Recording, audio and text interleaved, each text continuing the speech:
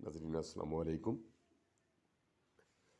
माए रमज़ान المبارक नी आमद आमद तसा है तुसां की कबाब है, खास करी जड़ा रमज़ान मुबारक रोज़ा अफ्तार करने हो तुसां उस वक्त भी और सुबह सहरी ने वक्त। काफ़ी सारे दोस्तों अहबाब आने से पे दसो, लेकिन इसने विच है कि जितनी भी असें चीज़ां बनाने हैं खुद उसने च असां कोई भी स्पाइसी मसाला इस्तेमाल ना करने।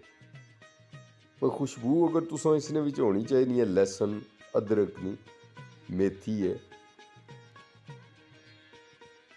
हरा धनिया है, टमाटर, प्याज, इसने विच तुसां इस्तेमाल करना है कॉर्न फ्लोर, उसने तो अलावा थोड़ा सा मैदा, इसने विच तुसां चिकन ने रेशे भी इस्तेमाल करी सकने हो।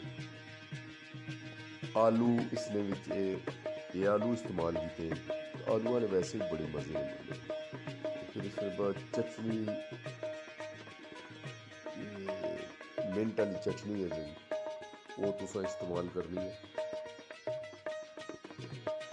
तो मिंट वैसे भी बड़ा ख्याल रखना है पेटे ने। तुसां सामने तो कोई बिच सही करनी है, इसकी असां मूनी जी है थोड़ा जहा टच इसकी असां मक्खन लगेगा।